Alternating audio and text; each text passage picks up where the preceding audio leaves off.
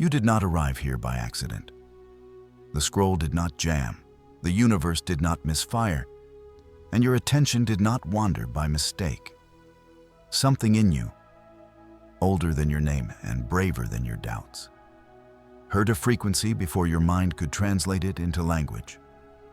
That subtle pull you felt a breath ago was not curiosity alone. It was recognition. It was the moment of future you sent a quiet echo backward through time, and your body answered first. Most people would call that coincidence because they live in reaction, stitching days together with effort and noise. But you paused, and that pause is sacred. In the stillness between one inhale and the next, the invisible architecture of your life reveals itself, and you realize the pattern was never random. Life has been speaking to you in the only language it trusts, resonance. And right now it is speaking in a tone you cannot ignore. There is precision in this timing. You were not supposed to be here yesterday when control still felt like safety. And you are not meant to wait for tomorrow when fear would invent another reason to delay. The field does not waste energy. It arranges it. It brings mirrors to your doorstep with mathematical coherence, so that what you need to release stands beside what you are ready to receive. If you are honest, you can feel the pressure under your ribs, the tension between the identity you have outgrown and the one assembling itself quietly beneath your habits. That pressure is not punishment. It is expansion.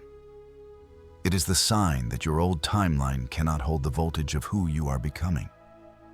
You are not breaking down. You are breaking open.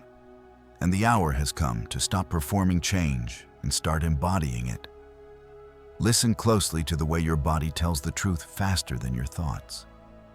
The breath that shortens when you force. The chest that loosens when you let go. The shoulders that lower a few honest millimeters when you stop apologizing for your own light. These are not random sensations. They are instruments tuning to a purer note. The shift does not begin with fireworks. It begins with recognition. It begins when you stop arguing with the mirror and remember you are the light behind it.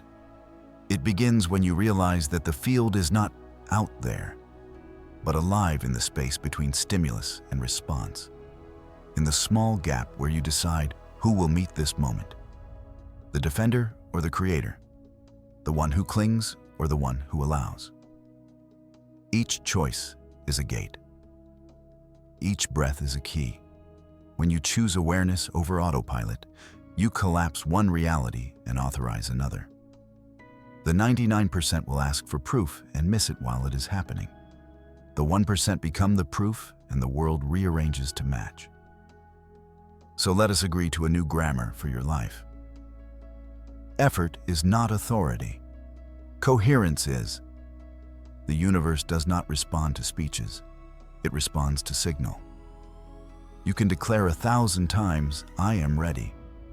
But if your nervous system still performs scarcity, the Yaut's message being broadcast is resistance.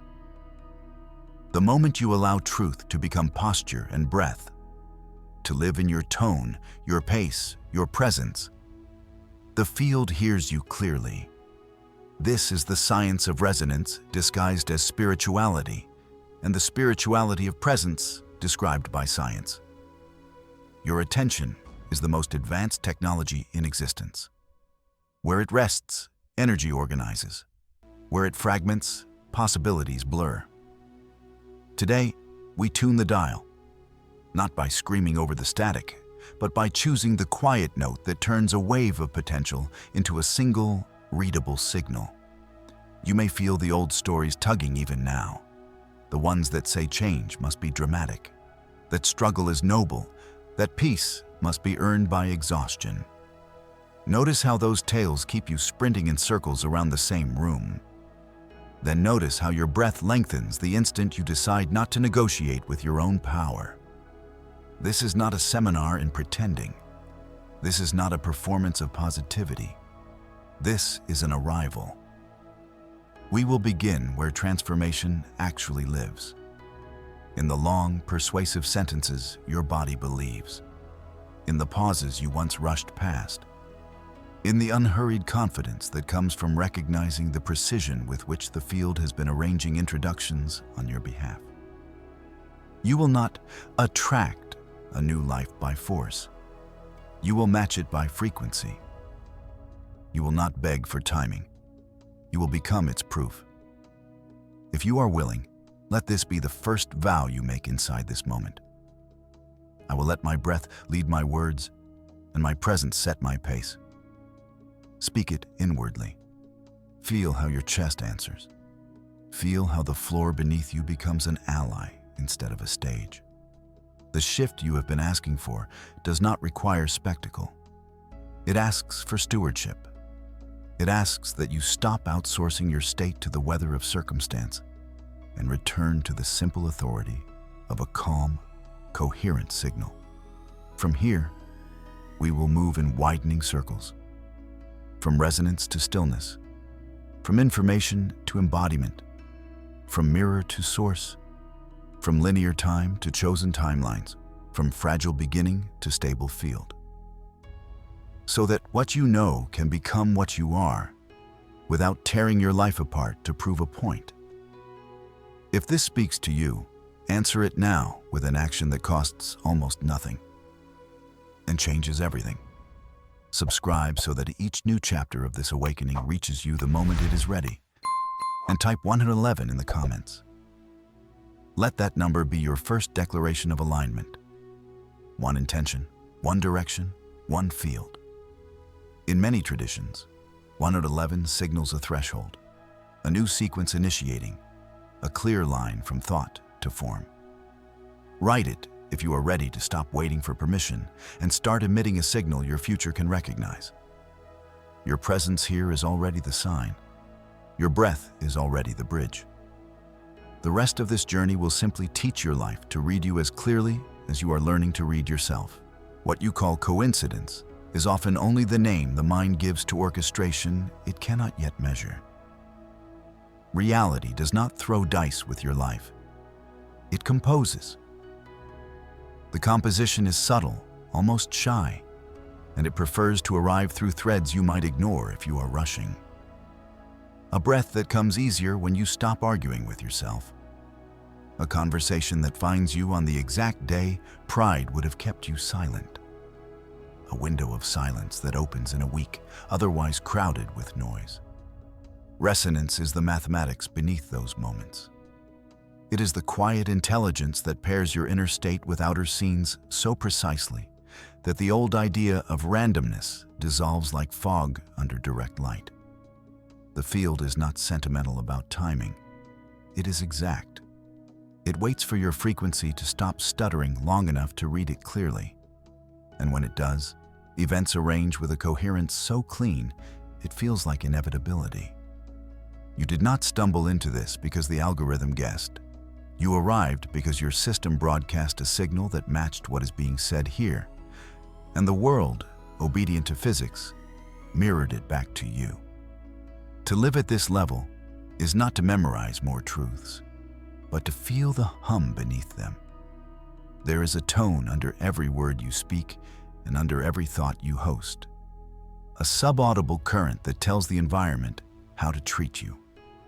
When that tone is scattered, part hope, part doubt, part rush, the environment obliges with mixed outcomes and delayed openings. When that tone stabilizes, fewer apologies, slower breath, a spine that remembers its height.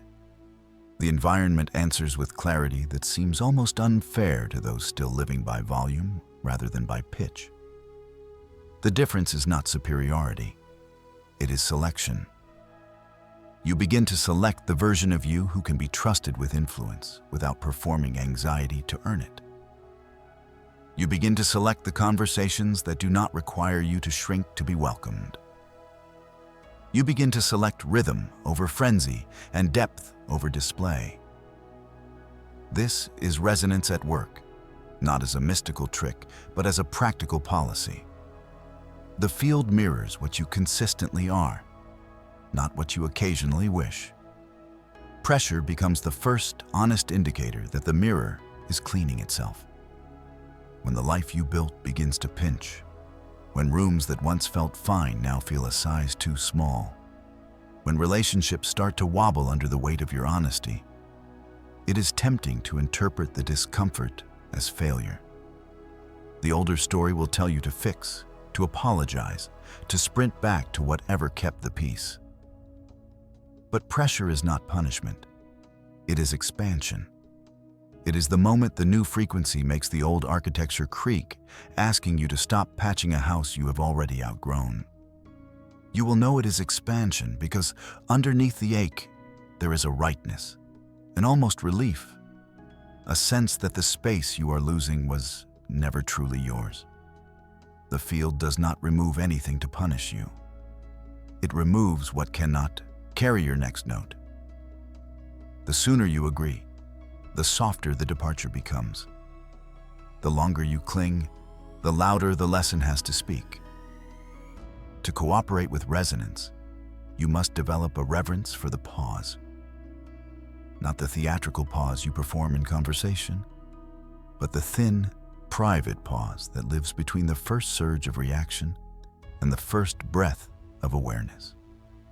In that sliver of stillness, you can feel two paths open like doors. One is familiar, tight shoulders, quick tongue, a need to win back control by proving something fast. The other is unfamiliar. Longer exhale, slower eyes, a willingness to let the moment introduce itself before you announce who you must be inside it. Choose the second door and the physics change. People who arrived ready to fight forget their lines. The email that demanded a defense receives a response so measured it disarms the trap. The opportunity that seemed out of reach moves toward your hand because you stopped grabbing at it. The world is not testing you. It is tuning to you. Your pause is the tuning fork. If you need proof, look to the smallest units of your day, because resonance hides in plain sight there. Notice how a single sentence, spoken from breath instead of from bruise, can redecorate an entire afternoon. Notice how stepping outside for 2 minutes to let your eyes find distance returns you to a room with a calmer geometry. Notice how changing one word in your inner narration shifts the charge in your chest. From, "I have to survive this," to, "I am here to conduct this." From, "Why is this happening to me?" to, "What is this showing me about my current signal?" None of these adjustments require ceremony. They require permission. Permission to treat your inner state as the first event and everything else as choreography that follows. When you grant that permission consistently, synchronicity ceases to be a party trick and becomes ordinary governance. Numbers repeat not to impress you, but to confirm lock in. Messages arrive not to rescue you, but to meet the timing you created by stabilizing your field. The mind will ask for guarantees. It will demand timelines and worry that surrender is laziness wearing perfume. Let it ask. Then let your body answer, because your body has no reason to lie. It knows the difference between collapse and release the way a river knows the difference between drought and a clean widening of its bed.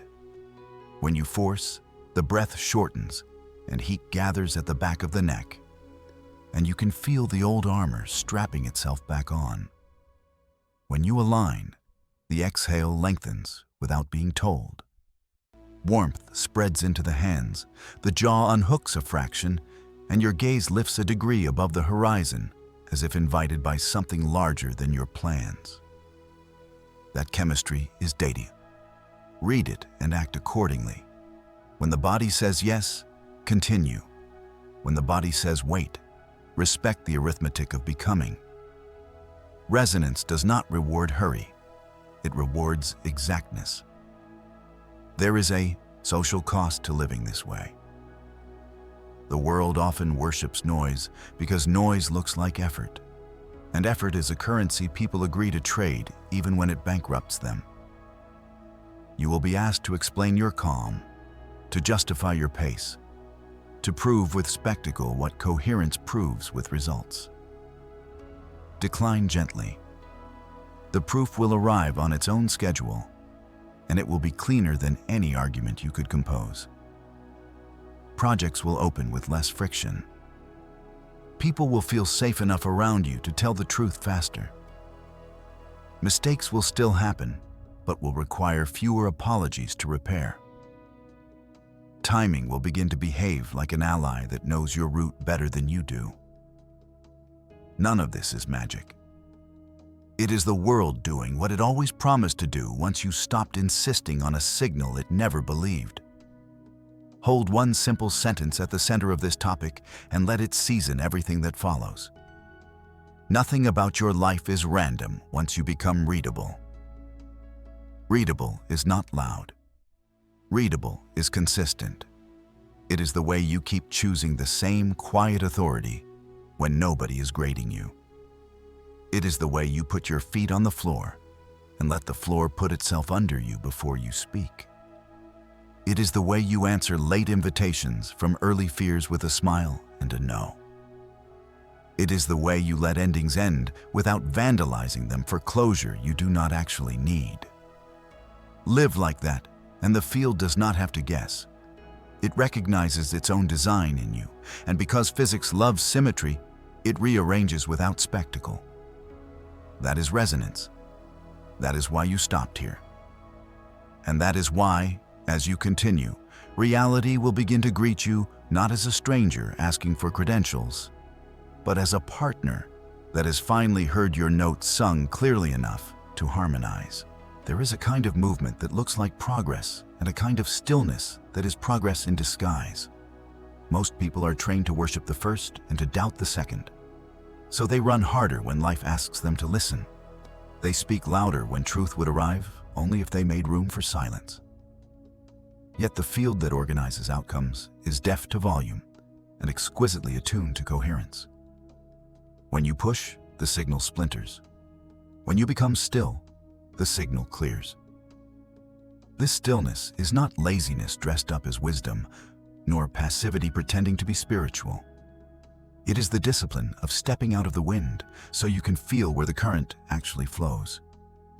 It is the choice to relax your jaw, lengthen your exhale, and let your attention widen until urgency shrinks back to its true size. In that widened space, you begin to notice that timing is not an enemy you must overpower, but an ally that has been trying to carry you with less friction than your ego would tolerate. Force is how the frightened self tries to prove it matters. It treats the world like a locked door and pounds until the hinges bend, confusing bruises for evidence that it fought well. Stillness is how the sovereign self remembers it belongs. It treats the world like a living house with many entrances and waits at the one that opens when you stop announcing your arrival. You can feel the difference in your body long before your mind writes a philosophy to match. Force tightens the diaphragm and turns your thoughts into crowded hallways where no idea can move without bumping into another. Stillness opens the ribs the way a window opens a room. Oxygen becomes a language your cells can finally understand, and thoughts begin to travel in wider arcs that arrive with solutions instead of slogans.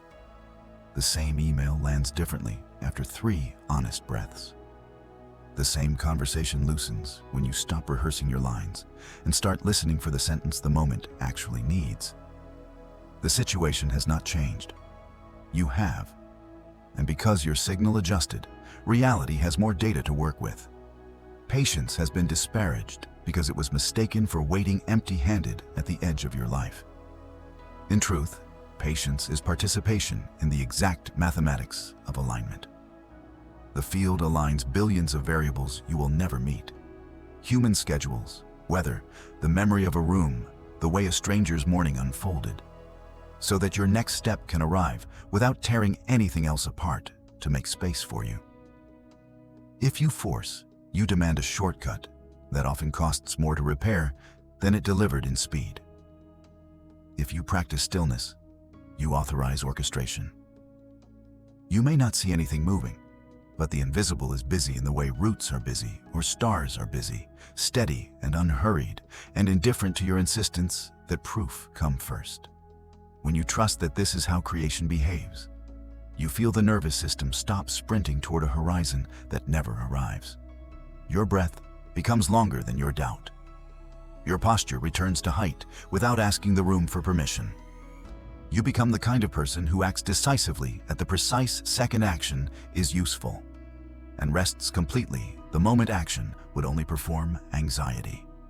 There is a moment in the arc of every day when the old reflex tries to reclaim the wheel. You notice the barbed thought that says you are falling behind, the old compulsion to send one more message, the small shame that equates resting with failing. Stillness does not argue with that reflex. It holds a mirror to it. It places your attention gently on the point of contact between your feet and the floor, and lets gravity do its unglamorous, perfect work. It invites you to taste the second half of an exhale and feel how the body only discovers its strength when it has emptied itself of excess noise. From that emptiness, clarity appears in shapes you could not invent by force. An answer that was already waiting inside the question, a path that opens when you stop standing in the doorway. A no that protects the yes you were too hurried to hear. You are not rewarded for exhaustion here. You are received for accuracy. You do not have to audition for what is already yours when you meet it with a clean signal. Rest is not the opposite of work. Rest is how work that matters learns to breathe. If the engine is always redlined, intuition cannot be heard over the machinery. The guidance you keep asking for is often being delivered at a volume only stillness can register. That is why the most productive minute of your day may be the one in which you did nothing obvious but everything essential. You let your chemistry lower its shoulders. You let your pace be set by breath instead of by fear. You let the day announce which tasks actually belong to it. From there, action becomes elegant. You write the note that lands the first time and does not need a second. You walk into the meeting and do not spend the first 5 minutes rescuing your own state. You choose a single commitment over 7 compensations and end the afternoon with energy to spare. No one will give you a trophy for this. They will simply feel better near you without knowing why. Coherence is contagious. It spreads faster than panic when you have the courage to remain unmoved by panic's theatrics. Surrender has been slandered as a synonym for defeat. In this work, it is the opposite. Surrender is precision. It is the refusal to waste voltage arguing with reality about what is already in motion. You do not surrender your agency. You surrender your interference. You stop tugging the plant to make it taller and start tending the conditions that let it grow at the speed of truth. This looks unremarkable from the outside and feels revolutionary from the inside. You leave a conversation when you have spoken the sentence that is yours to speak and do not stay to manage how you are received. You send an application when the impulse is clean and do not flood the silence afterward with noise that would blur your signal. You close the tab, dim the screen, and step into a patch of ordinary light where your eyes can travel farther than the next notification. These gestures are not small. They are how the wave of potential is allowed to collapse into outcomes that do not wound the rest of your life to be born. If you need a compass, let the body keep it. When a choice presents itself, do not interrogate it first with logic. Ask for its breath signature. The options that require you to compress, to hunch, to speed your speech until you cannot hear yourself are almost always arrangements with fear. The options that let your chest widen by a quiet centimeter and your gaze sit on the horizon without strain are almost always arrangements with truth. Choose the latter, and the world may not applaud. It will, however, align. Roads will clear that were previously clogged, not because you forced them, but because traffic obeys laws beyond your steering wheel. This is not mystical thinking. It is an honest accounting of how environments respond to stabilized signals, the same way water organizes around a steady tone and becomes patterned where there was only turbulence before. The mind will still try to bargain.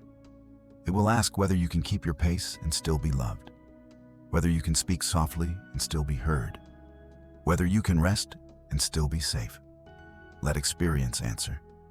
Begin practicing this quiet accuracy in places that cost you little. Before you reply to a trivial message, before you reach for a habitual distraction, before you cross a threshold you used to hurry through.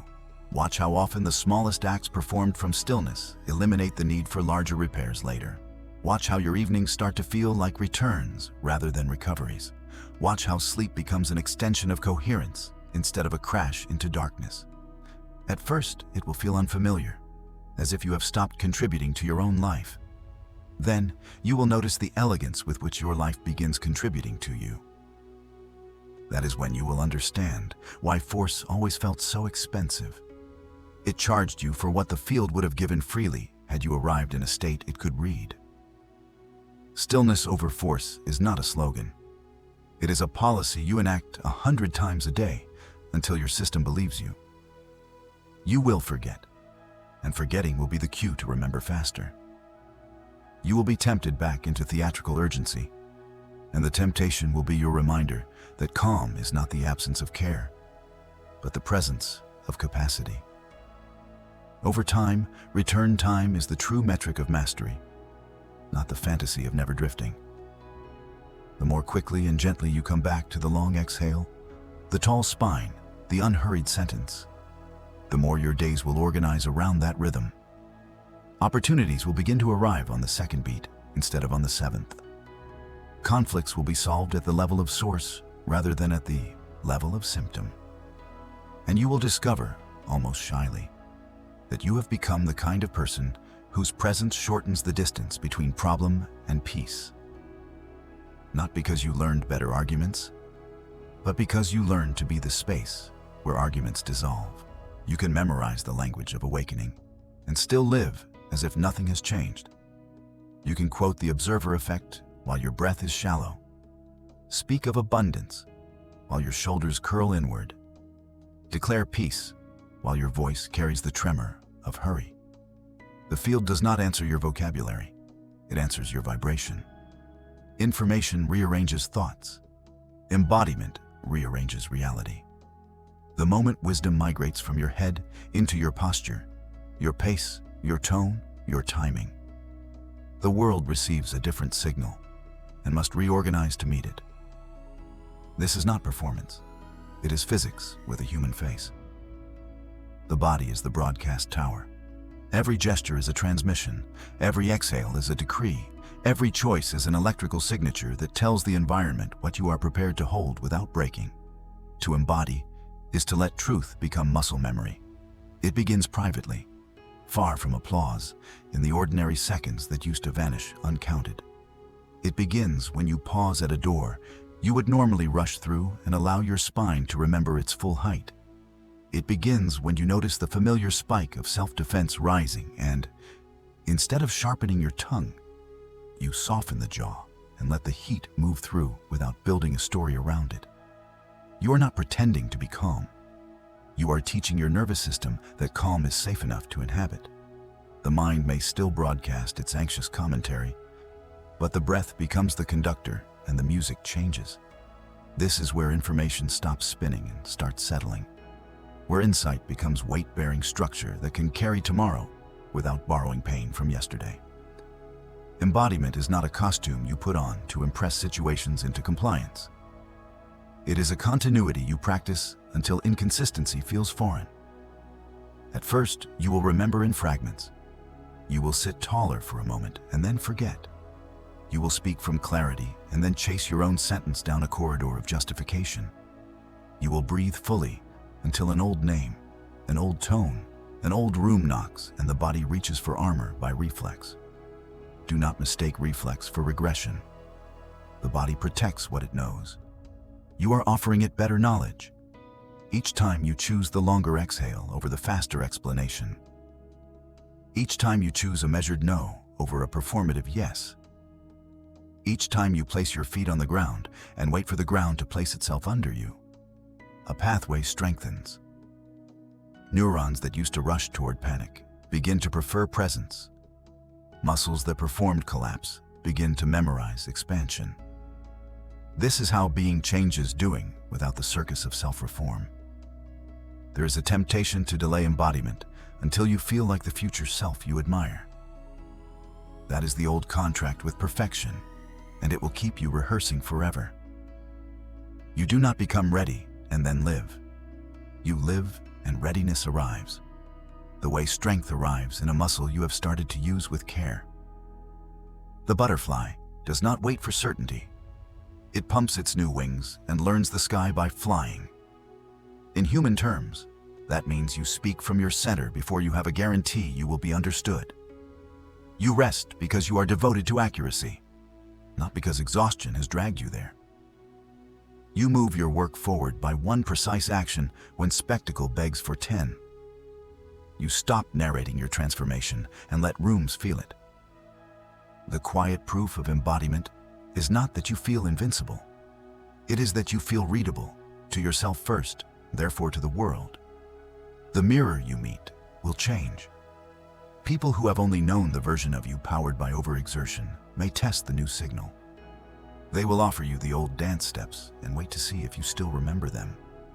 Embodiment answers without argument. You do not convince anyone that your boundaries are real. You keep them. You do not audition for belonging in rooms that require you to shrink to fit. You bring your full height and let the room decide if it can stretch. The result is not drama. It is filtration.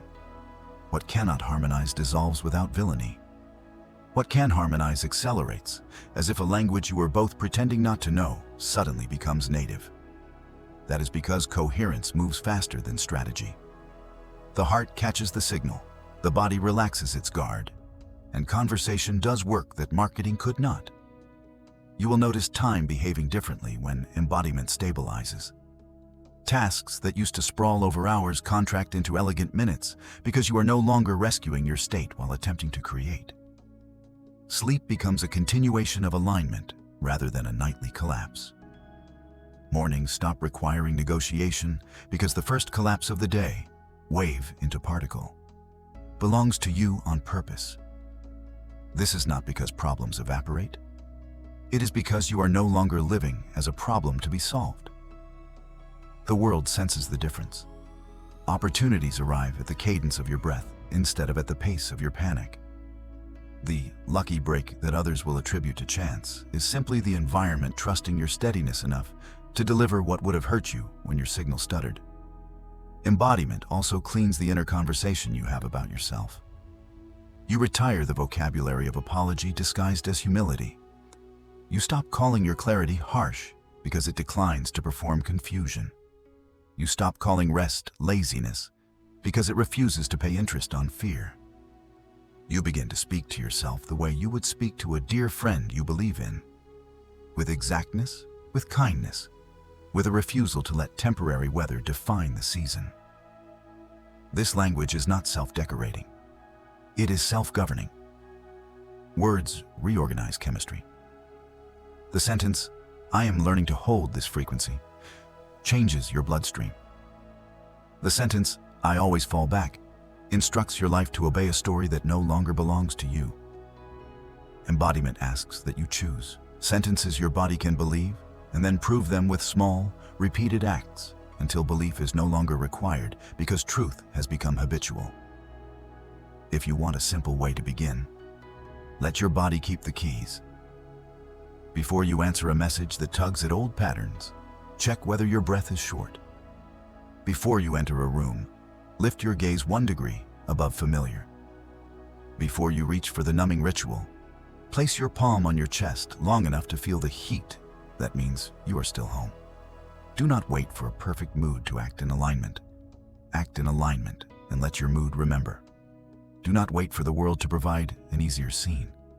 Become the quieter signal that simplifies the scene you already have. Embodiment is 1,000 of these moments braided together until the braid is stronger than the habit it replaced. This is how the invisible becomes visible. This is how a life starts reading you as clearly as you are learning to read yourself. And when you falter, as every honest body does, measure mastery by return time, not by fantasy. How quickly can you come back to the long exhale, the tall spine, the word that respects your energy? How gently can you escort yourself from performance into presence, without shaming the part of you that still thinks it must earn its right to exist? The answer to those questions is your curriculum now. Information brought you to the door. Embodiment walks you through it. Once inside, the house rearranges itself to fit the way you stand, the way you speak, the way you breathe. That is how the world knows you have changed without needing an announcement. It feels different to be near you. It feels quieter and more exact and strangely inevitable, as if this were the only version of you that ever made sense. That feeling is the evidence. That feeling is the field listening and answering. Reality is not a judge handing down sentences. It is a mirror learning your face. It reflects not your wishes, but your waveform, not your slogans, but your signature. Breath, posture, tone, the subtle arithmetic of how you meet each moment. Look closely at any recurring scene in your life, and you will find your own frequency braided through it with scientific honesty. The conversation that always tilts toward defense arrives to someone already armored. The opportunity that keeps slipping by visits a house where urgency drowns out listening. The quiet, improbable blessing lands where the field can read a stable signal without static. This is not moralism. It is mechanics. The universe is exquisitely impartial. It organizes around whatever you consistently broadcast. When your interior becomes clean, fewer apologies to fear, more oxygen in the sentence, a spine that remembers height. The exterior has no choice but to reorganize. Water patterns around sound, rooms pattern around state. The mirror does not improvise. It obeys coherence. To work with such a mirror, you stop arguing with reflections and start tending the source of light that makes them possible. Each time a scene triggers the old choreography, the mind wants a courtroom. Prosecute the other, defend yourself, gather exhibits. The mirror asks for a studio instead. Step back half a pace. Lengthen the exhale until your ribs remember how to open. Place attention on the weight of your feet and let gravity stitch you to the floor. Now ask a single, unambitious question. What am I broadcasting right now? Not philosophically, but physically. Jaw, breath, shoulders, eyes. If the answer is contraction, you have found the author. If the answer is ease, you have found the solution. Adjust the broadcast and watch the scene, perhaps not immediately, but reliably, begin to take a different shape. Even if the other person does not change, the geometry of the moment does. There is suddenly more air in the room, enough for a new sentence to arrive, one that never visits while we are busy rehearsing our defense. The mirror also reveals how much of life we mislabel as personal when it is simply precise. The delayed reply, the closed door, the silence after an earnest effort, how quickly the old self translates them into rejection. Yet precision has no spite. It is the field declining to build a future on a signal that still stutters. It will hold the opening just outside your reach until your nervous system can carry it without collapsing into the ritual of sabotage. Once you stabilize, the same door swings on the same hinge with a softness that feels like grace, though nothing mystical occurred beyond frequency meeting its match. This is why patience becomes practical, not poetic. The mirror needs a few seconds of calm to capture you clearly. Rush blurs the image and returns you a life that looks like blur. Wait actively as presence, and clarity appears with the same inevitability with which a lake settles when the wind steps back. Because the mirror is faithful, it becomes the most generous teacher you will ever meet. It repeats the lesson until you learn it, not to shame you, but to save you the cost of dragging yesterday's chemistry into tomorrow's architecture. You will know you are learning when the same stimulus stops purchasing the same response. The comment that used to ignite you lands and finds no match to burn. The invitation that once seduced you into overgiving arrives and is met by a kindly, untheatrical no. The problem that formerly demanded a heroic speech begins to dissolve under a quiet, exact boundary. Nothing outside changed. The author did. This is mastery without spectacle. The art of making your inner weather boringly reliable so that storms stop mistaking you for a coastline to batter. There is tenderness in this work, because the mirror does not only reflect your power, it reflects your unhealed wounds. When grief rises, it is not malfunction. When fear tightens the breath, it is not failure. These, too, are signals. The body asking not for performance, but for presence. Meet them with the same coherence you offer a goal. Put a palm where the ache gathers. Name what is true without embroidery. Allow tears to be the chemistry of letting go instead of the evidence of losing control. The mirror softens around honesty. It hardens around pretense. Paradoxically, the fastest path to lighter reflections is to stop pretending you are already weightless. Feel fully. Breathe slowly. Speak cleanly. The field loves nothing more than an organism that refuses to lie to itself. Eventually, you notice something almost mischievous. The mirror begins to anticipate you. You choose calm, and the phone vibrates with the message that would have once hijacked your day. And it arrives after you have already anchored. You decide to value depth over display and find that the projects now approaching invite exactly that. You stop narrating scarcity, and the errands of ordinary life start running smoother than your plans. Is this magic? Only to the mind that still believes matter leads. In practice, it feels like choreography, a dance with a partner who stops stepping on your feet the moment you stop changing rhythm every 8 seconds. The steps are simple. Notice, breathe, adjust, allow. Rehearse them until they do their own remembering. Do not be surprised if the social landscape edits itself as your reflection sharpens. Mirrors reorganize rooms. Some faces will fade, not because they are villains, but because the dance you used to share no longer fits the music you now prefer. Bless them without argument. Others will arrive as if magnetized, and conversation with them will feel like the body feels stepping into sunlight. Natural, unforced, inevitable. You will collaborate without sneaking self-betrayal into the contract. You will love without bargaining away your edges.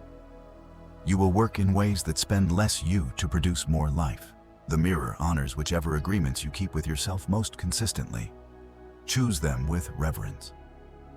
When doubt returns, and it will, because a living system oscillates, return time becomes your truest metric. Measure not whether you ever wobble, but how swiftly you come home. From reaction to response, from posture as armor to posture as axis, from proving to conducting. Each return shortens the echo of the old timeline until it becomes a whisper you can greet without obeying. At that point, the mirror stops feeling like surveillance and becomes a collaborator. You catch your reflection and smile, not out of vanity, but out of recognition. There you are, legible to yourself, and therefore to the world. From here, change stops requiring heroic pushes. It proceeds like a tide, quiet, exact, and impossible to argue with. Because the ocean is finally inside the wave. Linear time is a useful calendar, not a law you must obey. Consciousness does not move from left to right along a narrow line. It nests inside a living field where every version of you already exists, waiting for your attention to choose one into visibility. The future you keep projecting into the distance is not hiding behind months or milestones.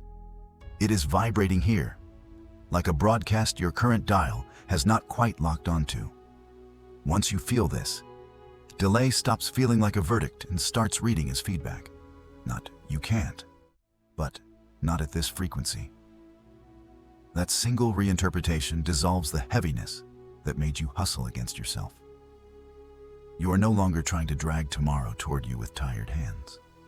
You are adjusting your tone, your breath, your posture, until the tomorrow that matches appears at arm's length because it was always this close. You already know the sensation of time bending to meet your coherence. There were days when an hour stretched, merciful and generous, because you moved through it with a steady pulse. And other days when an afternoon vanished in a blur, because you raced the clock and taught it to race you back. The difference was not in the number of minutes. it lived in your signal. When your state is fractured, part urgency, part doubt, part performance, time becomes a narrow hallway where you bump into everything. When your state is unified, breath-led, body clear, intention simple, time behaves like a wide field that opens as you walk. This is why the most strategic thing you can do with a stubborn problem is often the least glamorous. Sit, lengthen the exhale, lift the gaze 1 degree, and let your chemistry slow until options appear that were invisible at speed. Slowness here is not delay. It is precision that edits out hours of repair. The mind loves the drama of waiting.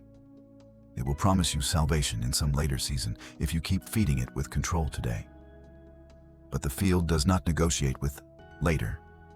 It answers what you are broadcasting now. If your present stance is a tangle of proving and pleading, no amount of future planning will convince reality to send you a life you cannot yet hold. If your present stance is readable, shoulders that no longer apologize for standing tall, breath that no longer auditions to belong, language that treats your energy like a treasury instead of an ATM, then even quiet days conduct abundance. You will see it in unremarkable ways at first. The text that arrives after you stop chasing it in your head, the meeting that lands on a morning you accidentally left free, the stranger who reflects your certainty back to you before you've said a word. These are not miracles. They are measurements. They show the distance between your last signal and this one, and they confirm that the distance is closing. Do not confuse momentum with motion. A life can look busy while going nowhere, the way a rocking chair moves without leaving the porch. Momentum is the internal alignment that makes each step expensive or effortless. When you are out of tune, even simple tasks charge interest. When you are in tune, larger actions cost less because the world is no longer resisting you. It is responding to you. This is why your timing luck improves as your inner weather steadies. Doors open at the exact second you reach them. Emails land the instant you have the capacity to address them. Detours reveal themselves as direct routes that saved you from a more painful correction. None of this demands that you become mystical. It asks that you stop insisting time is an enemy and start treating it as a collaborator that speaks the language of coherence. There will be days when the echo of the old timeline tries to sell you on the old chase. A familiar tightness will tug at your ribs. A familiar voice will demand a guarantee before you act. A familiar temptation will ask you to hurry, as proof that you care. Let those echoes ring and fade without buying a ticket back to a version of you that paid for belonging with inflammation.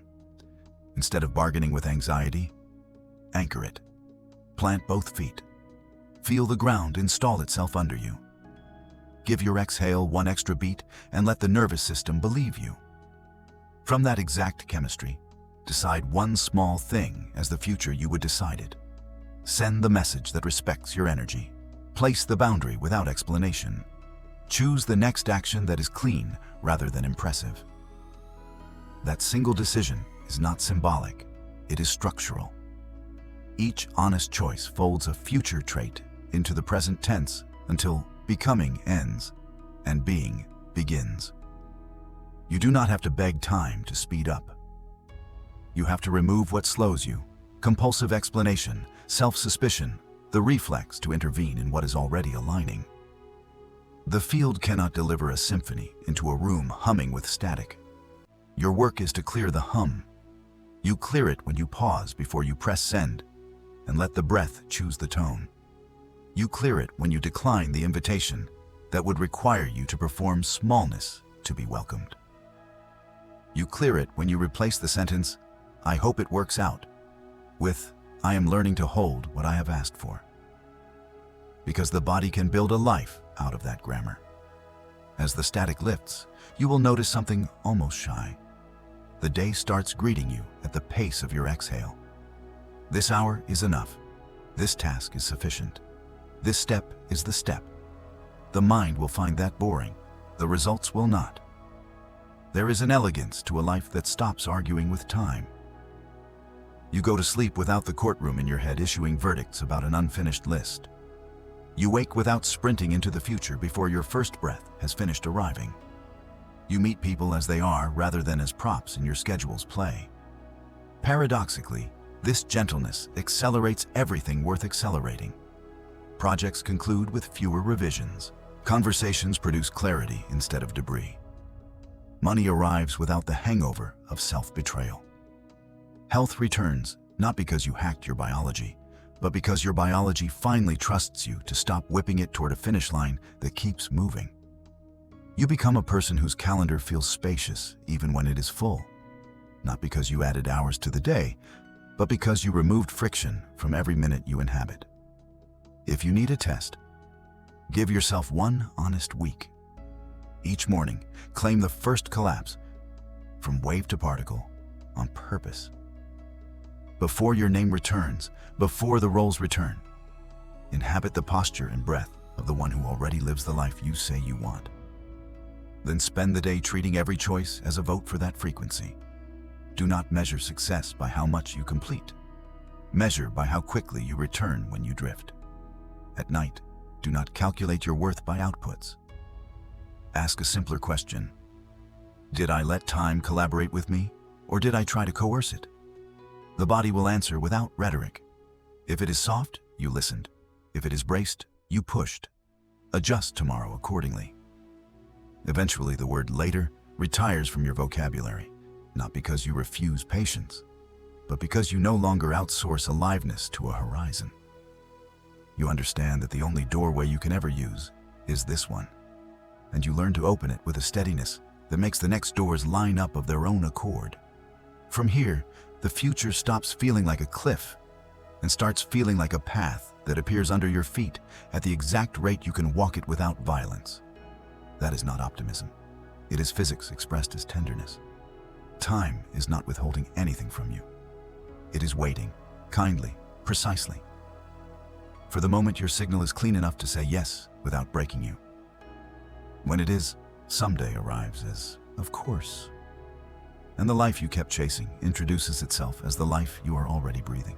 You are standing where beginnings and endings share the same breath. What looked like a maze was a mirror, and what felt like a test was a translation. Life teaching you the language of resonance until you could hear it without the noise of hurry. You have learned to recognize yourself not in the storm, but in the stillness that follows. Not in the performance, but in the posture. Not in the argument, but in the inhale that makes the right sentence appear. The old timeline did not fail you. It fulfilled its only purpose, which was to escort you to the edge of a truer one. The fire behind you was never punishment. It was a blessing that burned away the bridges you used to run across when fear was louder than trust. Now the embers are only warm light on your back, and the road ahead does not require urgency to exist. It appears the way truth always appears, exactly at the pace of your next honest step. If you listen closely, you will feel that the field is already answering you in a new voice. It sounds like ordinary grace. It sounds like days that begin without a courtroom and end without a collapse. It sounds like conversations that repair rather than drain, work that extends you without erasing you, choices that protect your energy without wounding your compassion. This is not spectacle. It is sovereignty. It is the quiet authority of someone who no longer auditions for their own life. You do not need to prove that you understand. Your breath proves it. Your schedule proves it. The way you place your feet on the ground before you pick up your phone proves it. Reality reads these signals with scientific accuracy and organizes around them with a speed that makes coincidence look clumsy. What once required force now requires fidelity. What once demanded noise now asks for coherence. There will still be echoes. Old names may call, old habits may knock, old stories may request one more performance. Let them pass through the new atmosphere you have built and feel how little oxygen they find there. Echoes do not mean you are reversing. They mean the canyon is finishing its ring. You do not argue with them. You do not apologize to them. You simply answer as the person you have become, not as the one they remember. The mirror will adjust. The room will reorganize. The timing will choose you because you have become easy to choose. And if one day your body forgets and reaches for the armor it memorized in another life, your mastery is measured by how gently you return it to the long exhale, to the tall spine, to the sentence that spends you wisely. Return time is the proof. Return time is the crown. What does it mean to live from here? It means your mornings belong to presence, not to panic. You wake at the first hinge of light and claim the earliest collapse on purpose. Wave into particle, possibility into form. By inhabiting the breath and posture of the one who already holds what you once chased. It means your afternoons move at the pace of clarity rather than at the pace of fear. So decisions arrive clean and do not require rescue later. It means your evenings are not negotiations with unfinished lists, but reconciliations with what mattered and what did not. This rhythm is not fragile. It does not shatter when the world grows loud. It deepens. Your calm is not a performance that breaks under pressure. It is a capacity that pressure reveals. You are not here to conquer reality. You are here to conduct it. That is why effort feels different now. It is no longer an attempt to drag a future toward you. It is the natural expenditure of a system aligned with its purpose. You work, and work answers. You rest, and rest restores. You love, and love returns as an atmosphere rather than as a bargain. You speak, and words do work the body once did alone. This is not because life has become easy in the childish sense. It is because life has become precise. You are no longer paying fines to confusion. You are investing in coherence, and coherence compounds. From this vantage, faith loses its costume and becomes physiology. You feel trust in the looseness of your shoulders, in the extra beat you give the exhale, in the way your gaze rests on the horizon without strain. You know timing is not withholding. It is protecting. You know silence is not absence. It is orchestration. You know that the future is not distance. It is a station already broadcasting, and your attention is the dial. When doubt arrives, and doubt will visit any living system, you do not negotiate with it in the dark. You bring it into the room of your breath and let the air thin its arguments until what remains is only information, a place to soften, a boundary to honor, a step to take without theater. You are, at last, legible to yourself. That is the real crossing. The world will notice in ways both subtle and plain.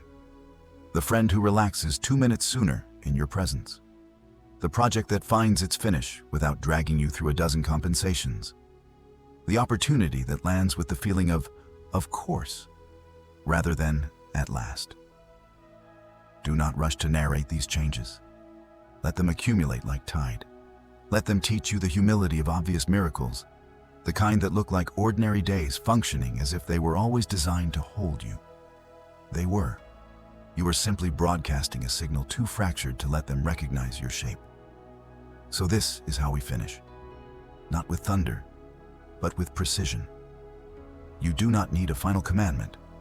You need one honest breath, taken now, and then another, taken when you remember. You need the courage to choose the next small act that keeps your signal clean. You need the tenderness to forgive yourself at the speed you would forgive a child learning to walk on new ground. If you keep these vows, the field will keep its own, because the field is you.